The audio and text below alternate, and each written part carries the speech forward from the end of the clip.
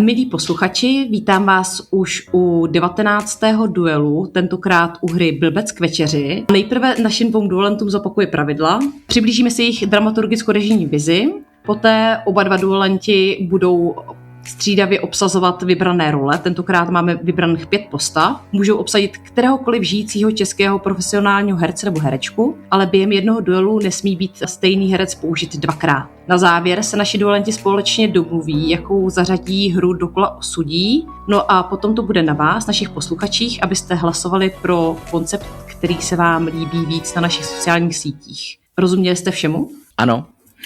Jo, samozřejmě. A všechny zdravím, ahoj. Tak můžeme jít na to. Já tady mám oznámení o vítězi z minulého kola. Jirka Jahoda byl rozdrcen, poražen a do naší síně slávy se tak dostává Radek Hrdlička. Great success. Můžete ho najít na našem Instagramu. No a na naší duelenské pozici Jirku nahradil David. Ahoj. Ahoj. A stojí proti němu Jan Pleskač, nebo mám říkat Honza radši? A Honza, jasně. Honza Pleskač z divadelního spolku Klicpera Sacká. A jestli se nám víc představí, Honzo, aby ses prodal našim posluchačům. Ahoj všem. Já jsem Honza a dělám divadlo, Dělám divadlo v divadelním spolku Klicpera Sacká. Dělám divadlo, tohle jsem to počítal přes 20 let.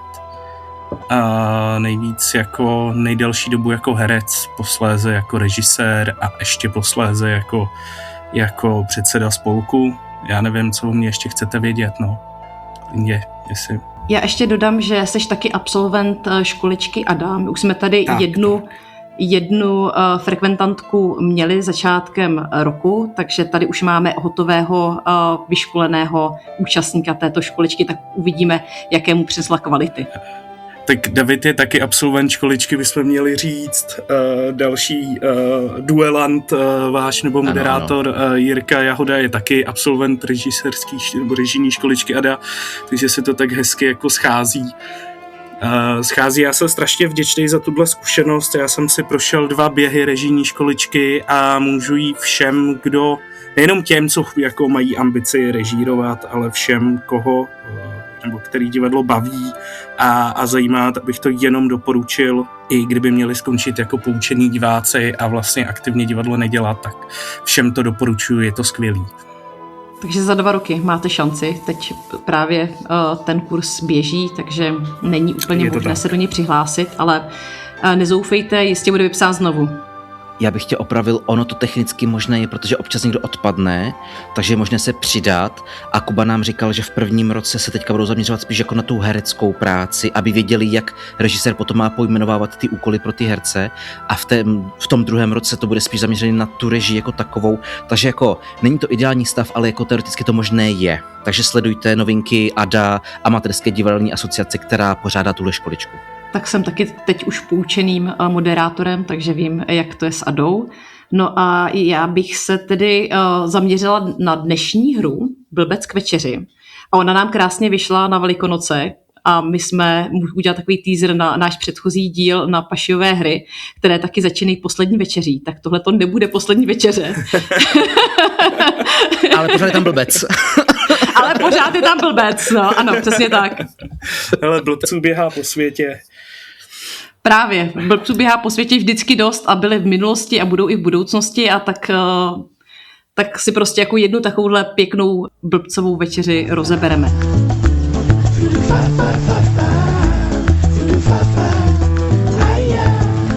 Autor této hry je François Weber, je to ještě žijící autor, to mě jako překvapilo, takže ještě nějakou dobu asi bude naživu a pak máte 70 let všichni ještě smůle, budete platit práva. Je to francouzský divadelní režisér, je to filmař, je to dramatik, napsal několik, nebo podle mě docela dost scénářů. Myslím si, že v české kotlině asi budou známé filmy jako Kles bláznů nebo Velký blondýn s černou botou a Návrat velkého blondýna. To mě překvapilo, že všechno tohle to má na triku. Ale je bych řekla, jakoby nejznámější právě díky téhleté divadelní hře, kterou napsal v roce 1993 a později na jejím základu teda napsal i scénář a i odrežíroval film v roce 1998, taky Blbec k večeři. Ten film získal 3 Césary a v podstatě se jedná o takovou situační komedii, která je teda jako v Čechách velmi populární. Zjistila jsem, že v Divadle Bez zábradlí je to jeden z nejúspěšnějších titulů a už od roku 1998 tam jedou non-stop, až teď do roku 2026. A nevím, jak dlouho to ještě jako pojedou, ale takhle dlouho se většinou jako hry na českém jevišti neudrží, tak to asi musí být jako fakt kvalitně nastudovaný kus. Já bych jen rád rychle doplnil, já jsem to našel na YouTube, ten film. Nevím, jestli to máte taky k dispozici, ale i na YouTube u mě. Ten z toho 1998, francouzský, existuje ještě i americká verze, nějaký, a tu nevím, myslím, tu jsem neviděla. Ale jako, bude to po američtině, takže už to nebude takový brilantní, evropský, abych to tak řekl. Ano, řekněme, že už to nebude tak evropský, ano. Já teda proti americkým filmům nic nemám a Blbce k večeři jsem viděl několikrát na divadelních prknech, jak od profíků, tak od amatérů a jsem zjistil, že jsem viděl oba dva filmy, protože když jsem se na tohle natáčení připravoval, tak jsem si ty filmy vygooglil a asi po 10 minutách jsem zjistil, že už jsem to viděl v obou dvou případech, jak ten americký, tak ten vlastně francouzský nebo evropský. A který se ti líbí víc? Jakože ten francouzský nebo ten americký? To se asi nedá říct, který se mi líbí víc. Oba mají něco do sebe, jako já nevím, u těch komedií. Já nemám nic ani proti tomu americkému stvárnění.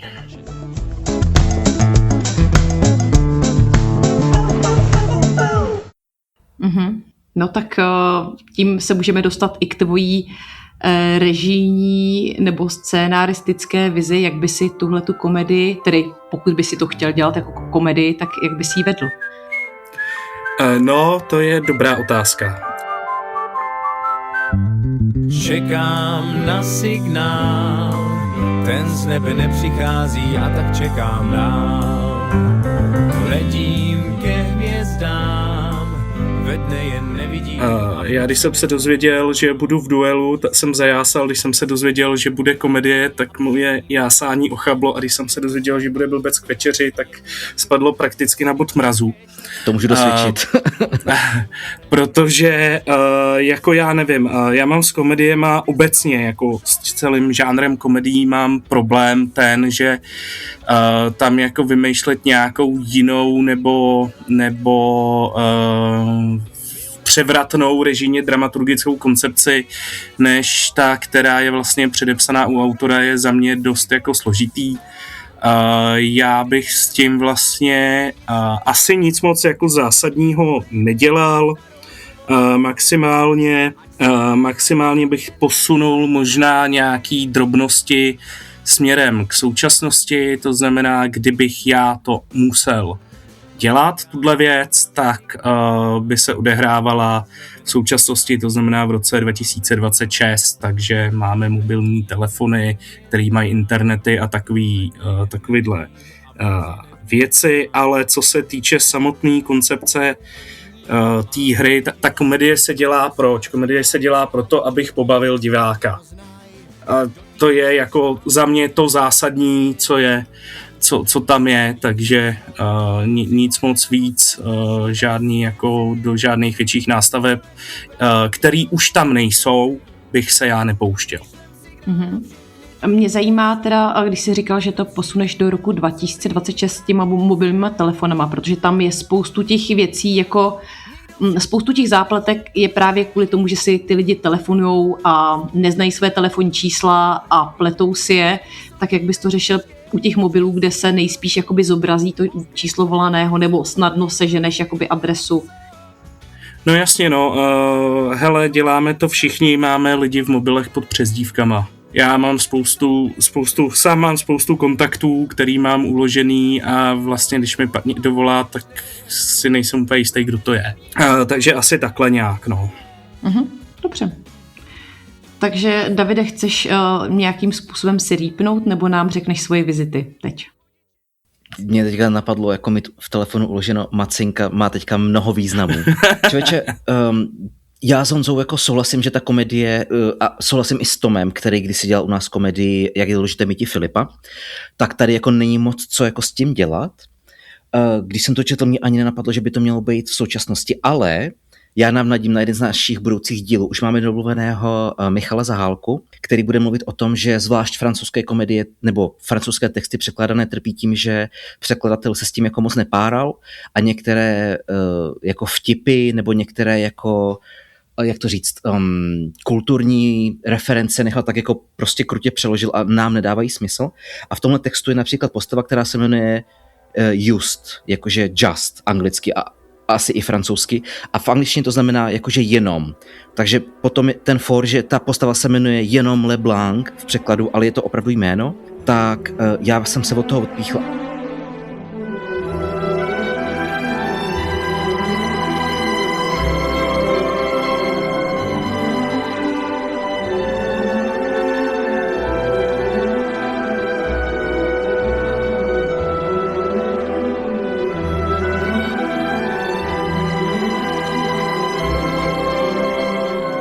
A já bych to přehodil bych to celý do češtiny, takže na tomhletom netrvám teďka, na tom, co řeknu, ale třeba za mě ten Just LeBlanc by se jmenoval Michal hlavně.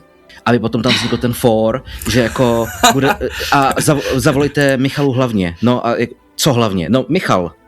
No ale Michal hlavně co? A tam by byl ten for. A je tam takových věcí jako víc v tom textu, kdy jakoby ta francouzština trošku jako, zároveň pak se tam zmiňuje Karlův most a já vůbec nevím proč, jo. Takže, že bych si s těma jako místopisama a těma jménama jako pohrál, jo, Pierre by byl Petr, Kristýn by byla Kristýna samozřejmě, François, to je ten blbec, by byl František, protože potom si s tím můžeš i vyhrát čeština je známá tím, že máš jako František, Franta, Fanouš, Fanánek, jakože protože tam je nějaká dynamika mezi těma postavama a na tom, jak ho budou nazývat, tak se může krásně ukázat tomu divákovi, v jaké teďka jsme jako fázi a může se s tím jako víc vyhrát, že ta čeština může být taková jako vtipná, když se s ní člověk jako pohraje. Takže vlastně bych to zavedl jenom do češtiny, asi bych to neaktualizoval, jak má Honza těma telefonama, protože mě ty telefony vůbec jako nerušily, že máš pevnou linku, mě to vůbec jako nevadilo.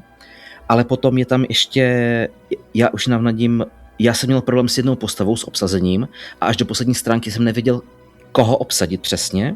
A protože na konci je tam takovej krásný, jako, že najednou pochopíte, o čem ta hra je a tam bych to trošku jako zvolnil a ne jako tlačil na city, ale jako, že bych dovolil té hře, aby apelovala trošku a nejlepší je na tom, že na konci ta hra, a to nebudu prozrazovat pro čtenáře a diváky a posluchače, ale na konci já mám rád, když potom ta hra má nějaký morální apel, ale pak ho vlastně sama zesměšní a to ta hra jako dělá. Jakože když jsem tu hru dostal do ruky, tak jsem byl hrozně jako Honza, jakože to bude blbost, zase francouzská, ale fakt doporučuji, je to fakt výborný, ten text je chytrej.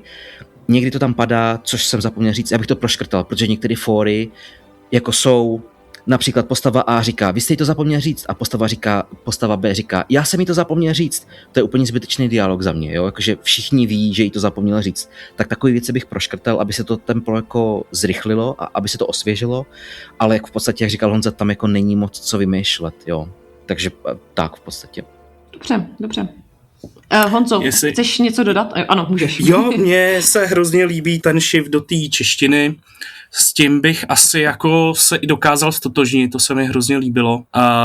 Já jsem si tady mezi tím přeložil z francouzštiny jméno toho Leblanca a je to opravdu jenom to Juste psáno. Francouzsky je taky jenom jako, je to vlastně to samé, co Just. Což mě jako Davide inspiroval k tomu, co by na to mohlo být docela jako vtipnýho. Jo, já souhlasím i s tím, že na konci ta hra jako tam něco má a tak ten text jako na to, že je to francouzská komedie, není napsaný úplně špatně.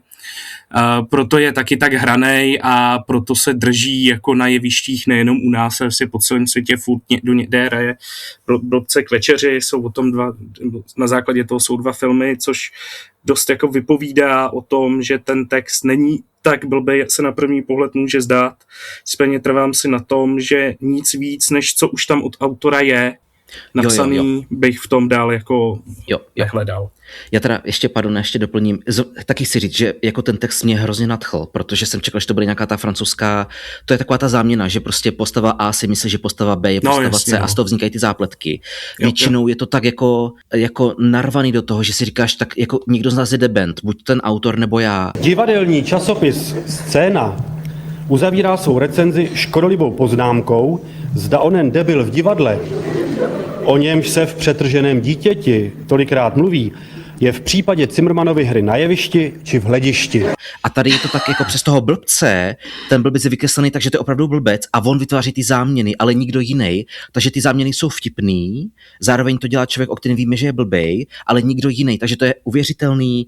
Šel jsem s tím, jako krásně se to četlo, jakože pokud chcete krásnou konverzačkou, která si hraje s těma záměnama, tak tohle to vám doporučuji určitě si přečíst, přestože vám to zkazí ty ostatní konverzačky, protože ty už vám budou připadat jako blbý, ale jako fakt, jestli jednu hru doporučit, tak tuhle tu francouzskou, ano?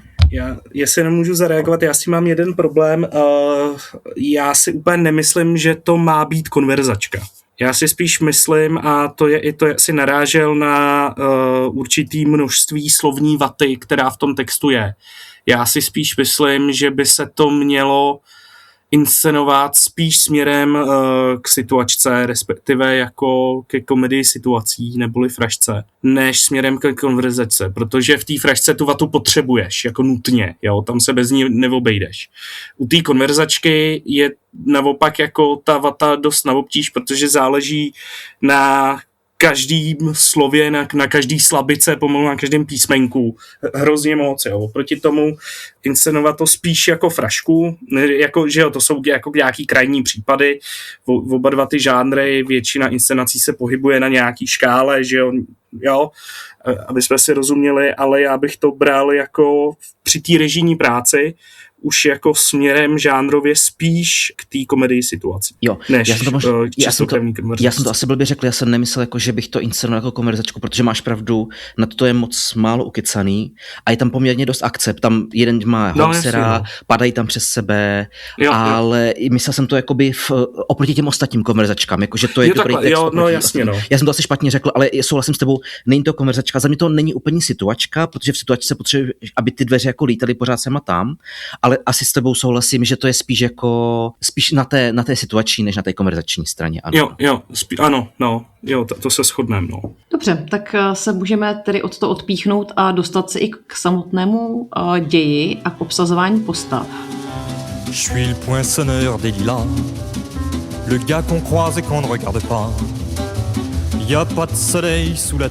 Celá hra začíná v pařížském luxusním bytě, kde bydlí vydavatel Pierre Brochant se svojí manželkou Christine a oba dva se jakoby připravují, ona je pozvaná někam na večeři, je to mladá, krásná, noblesní Francouzska, on je bohatý, úspěšný vydavatel a chystá se na večeři, kam chodí s přáteli, kam si obvykle zvou nějaké takové podivné postavičky, takzvané jako blbce, a potom se baví celý večer na jejich účet. A my tedy budeme první obsazovat právě Christine Brochantovou. První je na řadě Honza, takže Honzo, koho by si obsadil do téhle role? Já bych do téhle role obsadil Ladu Běláškovou. Odkud ji můžeme znát, protože já ji neznám. Z divadla Mír z Ostravy. Já nechci sedět tady. Proč ne? Protože jsem z boku. To je jedna věc. Je to hezké, je to tak. Druhá věc je, že jsem si dala předsevzetí. Že? Že dělej všechno hned a včas. Dělej všechno hned a včas? To znamená, že chodíš pozdě. A nic. Nic zase, že? 5 minut. Lada. A nestihla jsem se dodělat. Musíš se dodělat, Lado. Přece nemůžeš jít mezi lidi nedodělan. Ne, já nejsem typická holka prostě. Ty jdeš mezi lidi i nedodělaná. No, právě. A pak nejsem hezká a v pohodě. Si představ, že já nebo Vava, že bychom se nedodělali a šli bychom mezi lidi. Přátelé, ale takže já se tady budu dolíčovat a kroutit vlasy.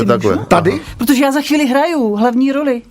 Se na ní hned kouknu, abych věděla. Lada Bělašková. Jo, asi jsem viděl v nějakých těch mírovských sketchích, nebo shortech. A hrála taky v krematoriu, že jo, manželku, nebo v mírovském seriálu. A přiblížíš nám, čím tě tak zaujala, že si ji nabídl tuhletu postavu? A já myslím, že dokáže stvárnit tu energii té noblesní francouzské dámy, kterou tam potřebuju. Vypadá hezky, když se na ní koukám na fotky. Už jako typologicky. Má francouzské rysy. Možná nějaká babička. Tak. Je to možný. Já jsem zrovna chtěl říct, že mi připomíná hrozně Alenu Schillerovou tím, jak vypadá. Tak. Třeba má Alena Schillerová francouzské předky, kdo ví. To bys možná paní Aleně Schillerové moc fandila. Spíš německy, ale to necháme bokem. Podle příjmení, ne jako podle něčeho, ale jako Schiller, to je německý příjmení, ne? No jasně, tak... ale tak... To tady má to nemusíme řešit. Ano. Právě. No, takže Davide, chceš na to nějak zareagovat a nebo nám taky řekneš, koho by si obsadil tedy ty? Já jsem tím, že jsem řekl, že mi připomíná Alenu Schillerovou, už jako tím naznačil, protože mi přijde taková hrozně zemitá a spíš taková ta už jakoby francouzská, nechci říct za Zenitem, ale já jsem v mém obsazení to uvidíte, já mám v kontrastu starší herce a mladší herečky, protože já jsem si představoval takový ty francouzské komedie, jsou vždycky ten starý chlap si najde tu mladou ženskou a i v tom textu je naznačeno, že on ji někomu přebral a já si myslím, že byla přebrána taky, jakože to je takový to, že chlapi si kradou milenky, ale ne manželky. Jakože spíš, proto já jsem je viděl spíš mladší, proto mi přijde tady ta herečka, přestože je určitě vynikající, tak mi přijde spíš starší, než já bych si představoval, ale to je věc vkusu. Mm-hmm. No takže nám odtajni svoje jméno. Já bych obsadil Petru Hřebíčkovou, to je taková blondýnka, vypadá, ona, nebudem řešit věk, ale pořád vypadá jako svěže, elegantně, jako taková francouzská dáma, taky z ní může být, abych si přisadil. A já ji znám z představení Mariša, kterou jsme právě probírali na školičce Ada. Já vás teda poslechnu, abyste mě proklínat nemuseli, že jsou nezdárná vaša dcera. Ale pak hrála třeba v případu prvního oddělení, kde jsem mi taky viděl a ona v té Mariše to mě prostě dostala, jak ona dokáže jako zahrát zlomenou ženskou. Tady by neměla takový prostor, to je prostě komedie, že jo, prvoplánovitá, ale má tu svoji eleganci a prostě oproti tomu mému Pierrovi nebo Petrovi by byla taková kontrastní, protože ona je i relativně trošičku jako vysoká, nebo normálně vysoká a já mám toho Petra trošku jako menšího, aby byli do kontrastu hezky. Dobře, takže tím jsme si obsadili první postavu, kterou je teda Christine, manželka právě Pierra Brochanta, který je teda slavný, bohatý, pařížský vydavatel. Ten ale bohužel v tuhletu chvíli, když se chystá na tu speciální večeři, dostane housera, protože se prostě nějak špatně vohne promejdlo ve sprše, takže je nucen tu večeři zrušit. Zavolá si lékaře, s kterým rozebírá právě, že by jako hrozně moc na tu večeři chtěl, ale lékař mu doporučí klid na lůžku, takže se ten Pierre Brochant snaží toho svého pozvaného hosta odvolat. Jeho manželka se teda na něj naštve, protože se jí hrozně nelíbí, že takhle jako dehonestuje lidi a zve si na ty večeře a odejde na vztekaně na tu večeři. No a teď je na řadě David, aby nám tady obsadil právě svého Petra, nevím, jak by se jmenoval teda jako příjmení. To jsem neřešil takhle do hloubky. Takže svého Petra Brochanta a kdo by teda byl tím tvým Petrem? Tak hrál by ho Michal Suchánek, protože pokud jste ho viděli v Teletele, ale spíš doporučuji právě ho vidět v seriálu Trpaslík. Jolanko, ahoj. Dobrý večer, je Luděk doma? No právě, že není ještě. Nestalo se něco v tělocvičně? Banka Konešová s paní Zounarovou, vy se ho nelinčovali. No, ne, víte, jenom já jsem na něj asi byla trochu zlá. Se tě nedivím. Ještě kluk změnil rasu. A nebo v té partičce, na které vystupoval na Primě, nebo kde to potom vysílali. On je takovej rapl a on i několikrát řekl, že on je jakoby náturou režisér a on vždycky, když v té partičce hráli takový to že jeden herec jedno slovo, tak on už přesně věděl, co mají ti ostatní říct a oni to neřekli a on tam říkal, že se vždycky rozčiloval, že mu to kazej, tu hru. Přestože je to o improvizaci, že jo, a o týmové spolupráci a on prostě takovej není, takže on je takový jako rapl hroznej. A tím, jak je ještě menší oproti té Petři, tak by to byl krásný kontrast a oproti tomu blbcovi bude taky menší, že on je taky už je protidivělej a že on, protože ten Petr, on se pořád rozčiluje a snaží se ten vztek potlačit, aby ničeho dosáhl v průběhu té hry. A mně to přišlo vtipný, že Suchánek by dokázal zahrát, on by to ani nemusel hrát, že je nasranej, ale snaží se to nedát najevo, jako hrozně. Mm-hmm. Já o tom přemýšlím, jako že ho mám právě hodně zařazeného do takových těch jako, ale rolí spíš těch jako blbců, než jako těch a já, dobře, nebudem to, ale jo. Já napovím, že pro mě vězení té hry je, kdo je tady ten blbec teda vlastně. Mm-hmm. A v té hře se to i jako teda zmiňuje, jo, takže a tím pádem, ano, jakoby to je ten další layer, že on jakoby za mě je ten typ, přesně, a pak ta pointa, o které jsem mluvil, že bych ji chtěl nechat dohrát, že je za mě důležitá v té hře, tak to je právě ono, že potom ty celou dobu říkáš, že ten Suchánek je ten blbec a na konci se to dokonce i řekne, kdo je tady ten blbec vlastně u té večeře. Takže děkuju, že jsi vlastně na to, že jsi to tam viděla, aniž bych to upozornila. Ano. Tak to je, jsem ti nahrála, takhle nebudu takhle tě zvýhodňovat jako kolegu a přejdu k Honzovi, aby nám řekl on svého vysněného Pierra. A jenom jako je to tak, že jo, ta hra je tak napsaná, jako ten shift na konci je jako jasnej. Tak můj Pierre by byl Jirka Langmajer. Mm-hmm. OK. Naprosto jednoznačně dokáže zahrát. Viděla jsi ho někdy, Líbo? Viděla jsi ho někdy. Sedne, jako. Už to jedem. Ty vole, Kretem Superbu, vole, klasika, vole. Ses asi posral, ne? Jo, ty jsi ženská. Luboši. Ať už si to starý nepůjčuje, vole. Luboši, já trošku cítím, že ty jsi ve stresu. Já řídím, vole. V Lajně třeba viděl jsem ho. hrál, že jo? No, mimochodem se Suchošem hráli v Lajně oba, že jo? No. Já se jako Jirka Langmajer je za mě jako absolutní profík, který dokáže zahrát všechno a myslím si, že tady to nebyl pro něj vůbec žádný problém. Já jen doplním pikantnost. Já jsem viděl s ním rozhovor a on říkal, že poté, co si vzal Adélu Gondíkovou, tak se hrozně sklidnil, takže dobře pro něj, ale předtím si ho dokáže představit jako toho rápla z té lajny. A jen ještě natýzuju, my máme díl s otcem Adély Gondíkové, Bohušem Gondíkem, a o Sokolech a o Chodnickém divadle, takže kdo chcete, tak se podívejte zpátky na náš díl a tam uvidíte s ním rozhovor. Jsou krásný. To dokonce 2 díly a s videem, takže nás můžete vidět naživo. Tak já se jdu koukat. Svědem. Ne. Děkujeme za podporu. Teď ještě ne, až skončíme natáčení, tak Honzo můžeš. Ale nám se teď objevuje ve hře právě postava, podle které si myslí Pierre Brochan, že se jmenuje celá hra, ten pozvaný blbec na večeři, který je François Pignon, jestli to říkám dobře francouzsky. A je to člověk, který je z ministerstva a skládá stavby ze sirek. Takže prostě je ideálním objektem, kterému by se mohli na té večeři vysmívat. A ten se tam objeví a začne způsobovat různé zmatky a neplechy. Takže Honzo, koho by si obsadil do Françoise Pignona? Já zase sáhnu velice netradičně do divadla Mír a vytáhnu z klobouku takovýho žolíka český komedie a to je Štěpán Kozub. Dobrý den. Já jsem nějaký jakoby Oliver, můžete mi říkat Ole. Já jsem z Prahy z Jižáku, což je kousek od Nuseláku, někde jakoby u Karlova Mosťáku. To bylo jakoby vtip. Chtěl jsem se s vámi jakoby domluvit. Byly Vánoce, byly svátky, já jsem trošku jakoby zavodněný, vím to o sobě. Valerie, moje partnerka, já říkám Vale, jakoby řekla, hele, máš ty faldičky. Říkám okáčko, chápu to, respektuju, fixuju.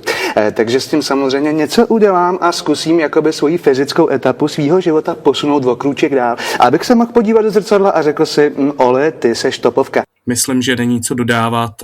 Jestli chceme někoho, kdo si dokáže všechny tyhle věci, které jsou tam, tyhle situace hezky rozehrávat, a myslím si, že pro režiséra by bylo nebo bude obtížné udržet Štěpána nějak tak jako v mezích s jeho energií, s tím, jak hraje, tak by to byla výzva asi pro všechny, ale myslím si, že tady je to pro mě naprosto jasný. A to by tak jako napadá taková ta otázka. Nechali byste to tak, že staví modely ze sirek, nebo byste mu dali nějakou jinou jako speciální vlastnost? Jestli můžu začít, ne, já bych ho nechal stavit modely ze syrek a ještě bych si ho nechal několik těch modelů tam přivízt samozřejmě sebou, že jo, protože jim to chce ukázat hrozně. Já jsem měl úplně stejný nápad, že kdybych ho nechal dělat ty sirkový modely, takže by je tam skládal, ne ty fotky, ale že by je skládal. Přesně, a on totiž v textu říká, nechte si to tady, já mám ty fotky 2, tak bych řekl, nechte si tady ty modely, já mám ty modely 2. Aby mu to vnucoval. A dokonce já jsem jeden okamžik přemýšlel, že bych ho nechal dělat jakoby, ale jako miniatury, ale jako miniaturní, že by jen takový to, jak je v tom Zimmermanovi ta pecka a nikdo to jako nevidí. Jo, a pak to tam třeba hledá. A tady mi spadla ta Eiffelovka někde, tady leží, nešlapejte na ní. A nikde by tam nebyla samozřejmě, že jo. Jo. Ale jestli můžu, já jsem Štěpána Kozuba taky zvažoval, přesně z toho důvodu, který říkal Honza, a přesně z toho důvodu jsem ho nakonec nezvolil, protože já chci blbce, aby byl zemitější a ten Kozub je takovej, ten jak když je na kokainu mi přijde vždycky a to mě tam naopak by hrozně vadilo, protože já potřebuji, aby byl blbej, ale nenaspídovaný. Mm-hmm. On je takový mile blbej, teda jako za mě v té hře, že je to takový jo, ale až moc energie má za mě na tohle. Myslíš Štěpána? Štěpána Kozuba, ano. Já myslím obecně teda tu postavu, že za mě je to takový ten jako člověk, který dělá ty přešlapy právě tím, jak jako je milej a zemitej, no. No a takže tím pádem se můžeme dostat k tvému obsazení. Já teda jen, abych vás pobavil, tak já zmíním, já jsem měl 3 kandidáty, ve kterých jsem se pořád točil. Jeden byl ten Štěpán Kozub, druhý byl Pavel Novotný, který je sice bývalý starosta, ale je to taky herec, že jo? A ten si říkám, ten by tam tak pasoval, ale tomu by nikdo nerozuměl a nikdo ho na světě nedonutí mluvit normálně. Bývalý starosta pražských Hřeporí Pavel Novotný je na svobodě. Za mříže se dostal kvůli přeměně podmínky na nepodmíněný trest, a to za své opakované excesy. Kam povedou vaše další kroky a co máte v plánu? Úplně upřímně, do cukrárny. Slíbil jsem dětem, že budeme 2 dny v jednom řetězci rychle občerstvení, nebudu ho jmenovat. A přesně se těším na manželku prostě, domů a pak asi do Hřepory, mám tam práci. Každopádně úplně upřímně budu žrát. Zhubnul jsem 10 kg. Takže to jsem zavrhl a taky je, ten je na ničím jiným než na kokainu, ten je na úplně jiné jako věci určitě. Teda takhle, jako vypadá, ne že je, ale že tak jako vypadá. Takže nakonec jsem obsadil svého oblíbeného komika od dětství, který mě vždycky rozesměje, Zdeněk Izer. To je imitátor, který dělal Policejní akademii 7 dní, čili týden a tak dál. Určitě ho znáte z takových těch jako Telebazar, Kinobazar byl na první a tak. A on je teda imitátor a teďka v poslední době se snad živí tím, má představení, které se jmenuje Vindací za stamdací. A to tak jako shrnuje, že ten jeho humor je takový jako pokleslejší spíš, on vypráví takový ty prosty vtipy, jak Bača někde někoho na louce, většinou je to koza nebo ovce. Jak přijede Česká televize za Bačou na Slovensko a říká, jak je to možné, že jste se dožil vlastně tady jako je to tady krásný a příroda, všechno super, ale 94 let je krásný, ne? A on, víte čo, ráno se zobudím, vypijem 0,5 deci borovičky. Ne, tak to nejde. My jsme veřejnoprávní televize, tohle je propagace alkoholismu, tak místo toho panáka řekněte, že jste si přečet knížku třeba, nebo dobré. Ráno se zobudím, prečítám knihu, hej. Ďalšiu prečítám, ešte raz jednu prečítam. Idem k Lacovi, tam čítame. Popoludne ideme do knižnice a čítame. Nad ráno ideme k Jožovi, lebo on má aj tlačiareň. A takový ty blbý fóry, ale on je takový hrozně hodnej, takový jako silnější než Štěpán Kozub a takový přízemní a prostě hrozně by tam seděl do toho, že tam jenom přijde a jenom tím, že tam je, tak ten celý svět rozvrací tím, jak je takovej jako ňuňánek, ale jako úplně blbej. Jako. Dobře. Vím, že riskuju, ale prostě potřebuji tam Izera. No tak je to tvoje vize a je to tvůj koncept a ty to tak chceš. Ty to obsazuješ. Jako. Přesně, my ti do toho nemáme co mluvit. Já bych nemalovala čerta na zeď. Je to přesně tak, jako, že někdo může mít úplně stejný vkus jako ty a uvidíme, protože ještě nejsme na konci celé hry a ještě nám zbývá několik postav k obsazení, ale k tím se musíme dostat v ději. Přichází právě blbec k večeři a v tu chvíli, když tedy vedou jako rozhovor, Pierre se omlouvá, že bohužel na večeři nebudou moci, tak zavolá na záznamník Christine, že Pierra opouští. A v tu chvíli se rozeběhne kolotoč různých záměn, protože François se tedy snaží nějakým způsobem Pierra rozveselit a nabídne mu, že zavolá tedy lékaře, aby se mu udělalo lépe. Omylem místo lékaře zavolá Pierrově bývalé milence, která se teda chystá jakoby dorazit, aby se o něj postarala. Od bývalé milenky se Pierre dozví, že nejspíš ho jeho žena opustila a vrátila se ke svému bývalému partnerovi, Justovi Leblancovi, kterému jí Pierre přebral. A takže se Pierre rozhodne zavolat Justovi a s tím mu pomáhá právě blbec, ale zase všechno pomotá. A možná nebudu více rozvádět a budeme si obsazovat tedy Justa Leblanca, který tedy posléze, protože to je Pierrův bývalý přítel, je to bývalý partner Christine, ale jsou i nadále kamarádi, tak přijde Pierra navštívit, aby ho podpořil v téhle těžké situaci. A David je na řadě, aby obsadil právě tohoto Michala. Jak to byl ten Michal za tebe? Jo, Michal hlavně. Jo, Michal hlavně. Já mám toho Michala Suchánka, teďka mluví o Suchánku nebo mluví. Jako. Ne. Just Leblanc neboli Michal hlavně. Michal hlavně.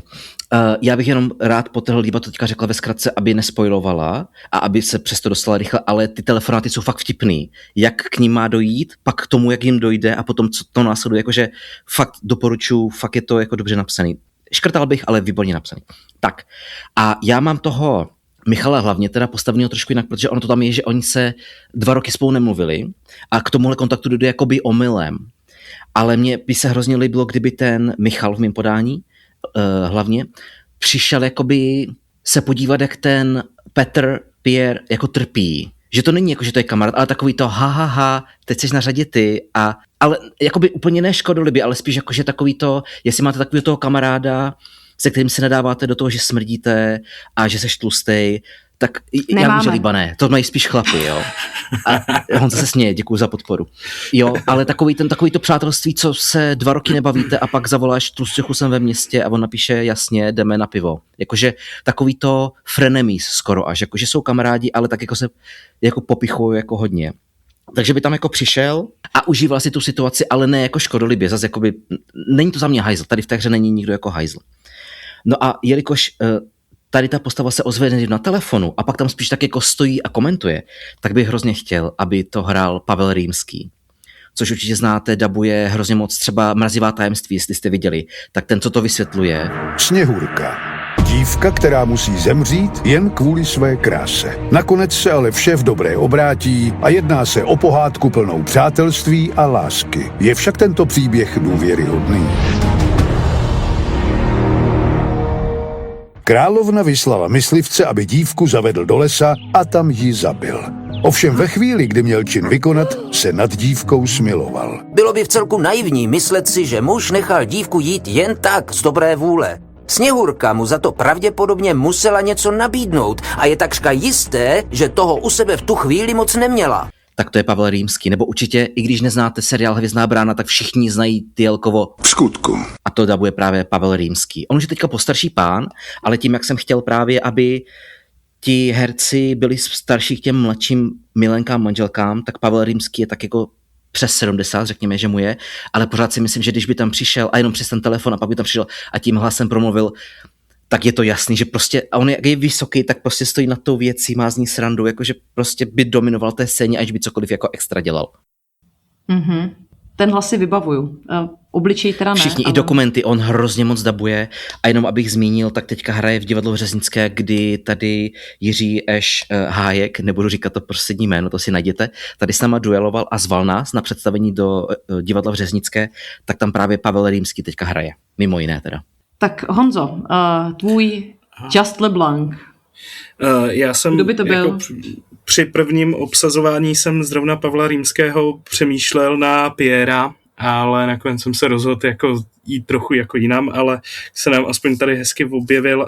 Já bych tam viděl Vaška Vidru v roli vlastně toho frenemy, jak hezky tady bylo řečeno o Pierrovi, a myslím si, že spolu s Langošem by měli hezkou dynamiku tato dvojice. Toho asi nemusíme úplně představovat, ale řekněme. Třeba mluví v prostřenu. A proč se do našeho pořadu přihlásila? Chce dokázat své rodině a přátelům, že je dobrá kuchařka. Tam to komentuje. A nebo všichni ho známe, tatíček vám vyhlásí válku, že jo, z čerty nejsou žerty. A to řeknu tatínkovi a ten vám vyhlásí válku. Známej, jako hodně známej. A myslím, že hraje na Vinohradech teďka. Já myslím, že teď hraje na Vinohradech, samozřejmě Kameňák, že jo, jedna z titulních rolí, spousta filmů, spousta divadla, jako... Já totiž mám takový pocit, jo, že Václav Vidra právě hraje v tom Blbci k večeři v divadle Bez zábradlí. Ano, a hraje blbce.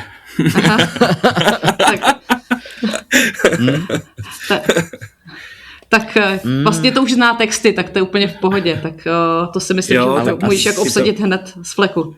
Aspoň myslím, že tam hraje blbce, se musím podívat tady, ale nejsem teď jako, jo, ale se nestrapnil, jo. Ten by to hodil spíš, že není jako hloupej, ale pomalej, což je jako stejný jako outcome, jako ten výsledek, jo. Ale jakože, že by to taky fungovalo, jenom prostě jako jinak, no jo, dobrý. Dobře, takže máme obsazeného Justa LeBlanca a můžeme se tedy dostat k dalšímu ději, protože se nám to potom ještě všechno více zamotá. Just LeBlanc sice neví, kde je Christine, ale vlastně dojdou k závěru, že se Christine naštvala a natruc se půjde spustit s největším Don Juanem v celé Paříži, což je jistý člověk, který má zrovna teď u sebe daňovou kontrolu. To ví právě François Pignon. A tak pozve na návštěvu svého kamaráda z daňového úřadu, jmenuje se Cheval, v originále myslím si, že v našem pojetí se jmenuje Kůň nebo Valach, nebo tak nějakým způsobem, aby tedy jako přišel na večeři a aby jim tedy sdělil, kde je přesně jako garsoniéra, kde nejspíš Christine Brochant je teda jako na záletech. No a všechno se to zkomplikuje, protože je to daňový kontrolor, takže před ním musí schovat veškeré luxusní vybavení bytu a následně při různých telefonátech se zjistí, že Christine tedy u tohletoho Don Juana není, ale že tam je teda paní Koňová, která si s tímhle Don Juanem užívá. Takže tím se zbaví tohletoho daňového kontrolora a způsobí teda jako ještě daleko větší zmatky. No a v tuhletu chvíli se nám dostává do hry poslední naše obsazovaná postava, kterou je milenka, bývalá milenka Pierra, Marlene, která je tedy jakási ezoterická žena, která se seznámila s Pierrem, přestože jí vydal knížku o duchovní cestě v Indii a působí tam tedy jako dost zmatku právě tím, že je taková ezo. Takže teď jsi na řadě ty, Honzo, koho by si obsadil do role Marlene? No, to je dobrá otázka. Já jsem tady docela rád, že začínám u Marlene, protože tady mám napsanou Sáru Sandevu. A nasedni si, nemám na blbosti čas. Já s tebou nikam nejedu, jsi zlej a hnusnej. Musíš okýnkem, je to rozbitý. Nejedu. Prosím tě, nepřeháněj to. Já mám dneska vážně blbej den. Jo, já díky tobě taky. To už ti nevyfoukne. Už mi nebude vyfouknutá, ale já si myslím, že to je přesně jednak typologicky mi tam sedí, tak jak vypadá, i tím, že jsem přesvědčený, že dokáže přesně ten typ tý, jak to říct slušně, ezodámy dostatečně přesvědčivě zahrát. Víc k tomu asi nemám co dodat. Nepřijde ti hrozně mladá? V Zevřením teda, nevím kolik je, ale vypadá na mě mladá jako dost. 28. 28? Jo. Tady koukám na navnadním posluchače, ona totiž tam má jednu repliku, že odjíždí do Indie a potřebuje, aby si někdo vzal její psy, protože když tam měla naposledy se psem, tak ten pes se ztratil a potom našla jenom jeho obojek od Kary. A to mi přišlo jako dost rasistický, ale zároveň hrozně vtipný.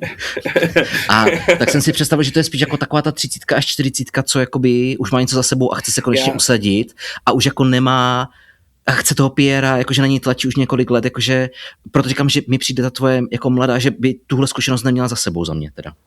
Hele, já jsem jí od začátku, když jsem to četl, jsem jí prostě viděl jako mladou. Nevím, jo, to je... Jo, jasně. Asi je to jenom jako nějaký pocit, ale viděl jsem tuhle postavu jako mladší, než vlastně je. Ono to je milenka, tak ono tak jako svádí k tomu, že bude mladší než ta manželka. No. To možná... Jo, tak jako víš co, že nějaký jako archetypální vzorce prostě tam jako v tom mým obsazení jsou. To jo.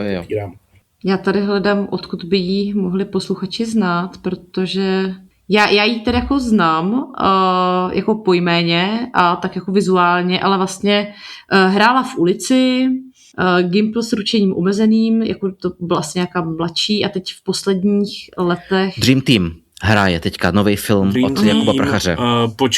Po čem muži touží, život je život. Jako pohádka, takže tam si ji najděte. Je to exoticky vyhlížející herečka, protože je původem z Makedonie, takže to dává smysl. Takže taková kráska. A hodí se na milenku, rozhodně. Davide, ty bys si měl Marlene jako Marii, nebo jak by to byla česká verze?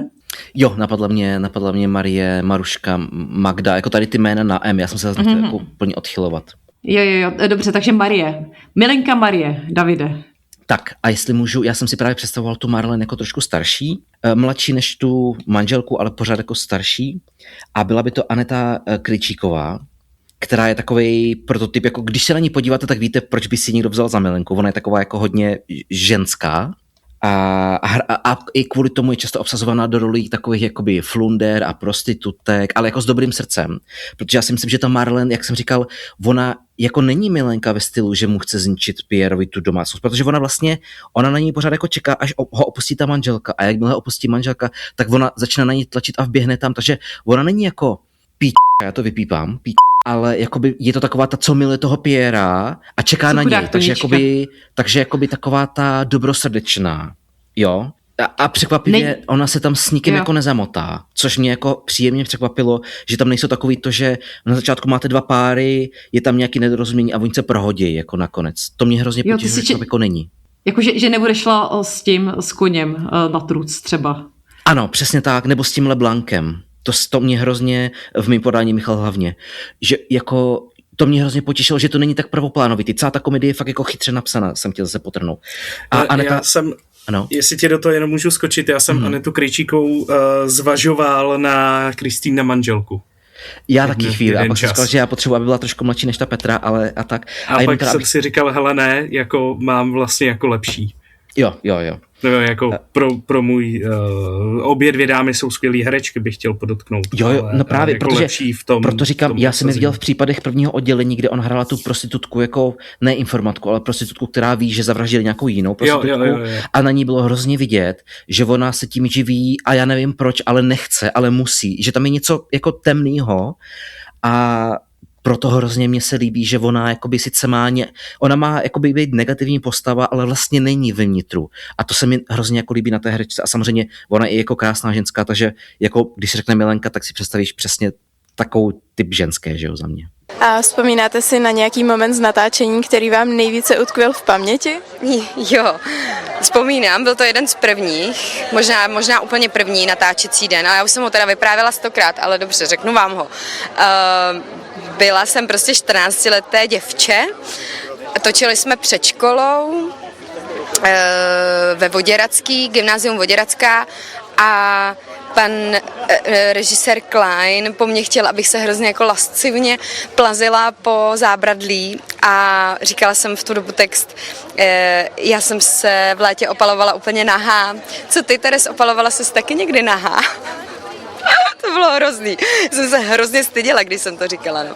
Ona je hodně ezo, protože tam se pořád řeší ten bík v ascendentu. Ale Líbo, i ezo ženský můžou být hezký. Ne, to já neříkám, že nemůžou být hezký, to já vůbec tady jako nedělám žádný soudy, že ženy nemůžou být krásné. Ale jako mně se líbí, si tady jako, teda já vám v tom jenom sekundu, jo, ale jak si odstřelujete jednotlivý segmenty posluchačů v přímém přenosu, to je jako progresivce, voliče ano. Oni nás mají rádi, oni nám to jistě odpustí. doplním, ona hrála i ve Zločinu v Polné a ve Vyšehradu v seriálu a tak, jakože jako narazili jste na ní, jenom ji možná neznáte jménem, ale když vidíte obličej, tak si vzpomenete, že jste ji někde viděli. A my jsme se tím obsadili tedy všechny role, ale nedostali jsme se ještě na konec teda hry. A já teď přemýšlím, jestli teda mám tu pointu, asi ji prozradíme, ne? Spíš jenom řekni do té pointy, jak se dojde, ale ta pointa, to je poslední stránka a není to důležitý pro ten děj, ale prostě tak já to řeknu, je tam prostě pointa, která je důležitá a hrozně jako zhodnocuje za mě tu hru, ale nechci spoilovat, ať to lidi přečtou, protože to je fakt krásná hra jako. Já bych to prozradil, to můžeme říct. A tak jo, přehlasovali jste mě. Hele, jsou 2 filmy, ta hra je strašně hraná. Dobře, jako dobře. Tak si to řekni. Dobře. Takže nakonec tedy všichni opustí Pierra s Houserem, má na krku daňovou kontrolu a zůstane tam tedy s ním jenom François Pignon. A protože ten se dozví, že si ho pozval Pierre jako po vyražení na večeři blbců, a tak se mu rozhodne dokázat, že je lepším a zavolá jeho manželce, řekne jí, že ho Pierre rozhodně k tomu nenavedl, ale že prostě by si měla Pierrovi vrátit, že to je jako muž, který ji potřebuje, a zavěsí. A ten Pierre se mu hrozně omluví a řekne, že příště budou na večeři spolu, ale že tentokrát prostě on prohodí si ty role, že vlastně za něj to ten François vyřešil a udělal ten správné rozhodnutí a že celou tu dobu se ten Pierre vlastně choval jako ten blbec. To je ta pointa celé té hry. Ale samozřejmě to sklouzne k tomu, že nakonec, protože to je komedie, tak to ten François zase podělá a zvede telefon, když volá manželka. Já to dovysvětlím, tam je totiž hrozně důležitý, že ta manželka si myslí, že ten Pierre tomu François napovídá, co má říkat, ale François řekne, ne, já už jsem odešel, já volám z telefonní budky. A potom, když ta manželka řekne, já teda manželovi zavolám, tak oni se tam zakecají a potom ta manželka zavolá a zvedne to zase François a řekne, ano, to jsem zase já, a pak vlastně vyjde najevo, že neodešel a vlastně, protože za mě ty jsi řekla, aby tomu Pierrovi dokázal, že je lepší člověk, za mě on to nedokazuje, jakoby, že by chtěl, ale on je takový náturou, že je hodnej a chce mu pomoct, protože mu se něco podobného, on to tam i říká, že mu se něco podobného stalo a on nesnese, i přesto, že toho Pierra jako teďka nemá rád, tak nesnese, aby jiný chlap trpěl tak jako on, takže on je hrozně jako dobrý a vlastně ten Pierre je ten blbec, že jo, v podstatě si z něho dělá srandu, ale tím, jak potom ta manželka zavolá, tak on to zase jako schodí, takže mně se hrozně líbí, že tam je to morální poselství, ale pak to ten blbec prostě zase jako dojebe. No, protože to je komedie, jako, to tak musí být, no. Ano, ale to je fakt podle super. hesla chábři před šlapkama, že jo. No, jako... To nevím, co znamená. Ne, to aby měl David co Bros before hoes, já jsem to pochopil. Jako jde o to, že fakt je, ten konec jako není za mě přeslazený a zastřešuje potom, dává úplně té hře jako jiný rozměr, ale je to až na konci, takže jako fakt se bavíš a pak ti to dojde. Nebo už v průběhu ti to dochází, že jo. Ale fakt je to jako, fakt doporučuji. Mě to zaskočilo, jak je to hrozně dobře napsaný, jako. A to jsi mi to nevěřil. Ty jsi říkal, že jsi to dobře čte, než to je dobře napsaný. To je rozdíl. Jo, ale dobře. Občas velký. Přesně. Dobře, tak to budu příště budu přesnější a tím jsme se tedy dostali ke konci celé hry. Teď bychom si měli společně říct, koho nebo jakého autora nebo jakou hru hodíme do našeho kola osudí pro příštího duelanta. Já mám nápad, jestli jste to tady už neměli, když tak mě zastavte, pak bych měl nějaký další, ale od Romana Sikory Smetení Antigony. To tam určitě nemáme. Současný český autor, současná česká hra na motivy, samozřejmě antické Antigony, ale je to současný text. A vlastně ty říkal, že máš 2 typy, tak nakonec jenom 1 nebo 2? Jestli chceš druhej, tak kartonovýho Tačku. A to je taky český? Ne, to je maďarský autor István Tasnády. V současné době se to někde hraje, když chvilku vydržíš, tak ti řeknu i kde. V Dlouhý to teď hrajou. Tak já jsem pro... Jestli to mám rozhodnout já, jo, třeba. Jste se mi neptali, ale já bych byla pro Tačku kartonovýho, to se mi líbí. Já bych byl pro Antigonu. Já řeknu, co mě tomu vede. Já jsem pro toho maďarskýho, protože maďarskýho jsme ještě neměli, ale Čapka jsme tady už měli 2krát. Čapka? To není Čapek. No, ale Antigona není... Dobře. Pardon. Maďara jsme neměli ještě ani jednoho, Čechů jsme měli plno. Je takhle, jo. Jo, takže já bych radši toho Maďara, protože mě by zajímalo, jak to oni jako píšou, protože maďarskou hru ani knížku teda jsem jako nikdy nečet, ale prej dostal teďka Nobelovku nedávno, že jo, maďarský autor. Takže ale viděl jsi maďarskou hru, byli jsme na tom Bafu, tak taková ta s tím autobusem, ta hra, ta byla maďarská. Jo, vidíš to, a ještě teda jsem viděl Druhá smrt Johanky z Arku, o tom myslím napsal taky Maďar anebo Bulhar, teďka nevím. Mm-hmm. Ale jo, jsem pro tu maďarskou hru, ano, to mě láká víc. Takže kartonový tačka. Kartonový tačka, dobře, tak skvěle, budeme se těšit, snad se nám brzy objeví ve výběru. Pro naše posluchače, kdybyste chtěli vidět celkové obsazení, jak vypadají vybraní herci, tak se můžete podívat na naše sociální sítě, dáváme fotky herců na Instagram a na Facebook a stejně tak můžete hlasovat o konceptu, který se vám líbil víc na Instagramu, na Spotify a nebo na Facebooku pomocí emotikonu a tentokrát můžete hlasovat do Velkého pátku, včetně, to jest do 3. dubna 2026 a ne, že půjdete hledat poklad. Pěkně zahlasujte. A znovu zveme na hrad Lipí na Pašiové hry v České Lípě. Přesně tak. Chystáme se všichni. Sledujte, sdílejte, lajkujte a až tohle všechno budete mít, máte po zbytek dne volno. A můžete na ten poklad, přesně tak. To potom tak. Jako... A když nějaký najdete, když nějaký najdete, tak prosím vás, jako podělte se s námi. To je důležitý. A já už bych to ukončila. Děkuji vám za dnešní... Já děkuji vám za dnešní duel. Díky, moc jsem si to užila. Je to skvělá komedie, jak říkal David, určitě doporučujeme si ji přečíst nebo se jít podívat na nějaké zpracování, jak už od profíků nebo od amatérů. No a budeme se těšit zase příště u dalšího duelu. Tak ahoj. Jo, díky. Ahoj. Ahoj, mějte se. Počkej. Chtěli jsme ještě dát Honzovi prostor k nějakým pozvánkám, určitě. Honzo, tak pozvánky. Já a pozvánky, jo, tak já... Jestli chceš. Velikonoce, jo, nejblíž vás můžu pozvat na přehlídku Klitsperovy divadelní dny Sacká, která se bude konat týden po Velikonocích, to znamená... Takže víkend 10, 11, 12? Ne, víkend od 16. do 19. dubna. Sacké. Jo, takhle týden, jasně. A na webových stránkách vašeho divadelního spolku asi, že jo, DS, Klitspera, Sacká. Je to na webových stránkách určitě, nebo bude, v té době samozřejmě určitě to bude na webových stránkách Kulturního informačního centra Sacká, což je kids.sacka.cz/Klitsperovy divadelní dny. Zveme srdečně. A teď už teda fakt ahoj. A ještě jednou díky. Tak jo, děkujeme a ahoj. Ahoj.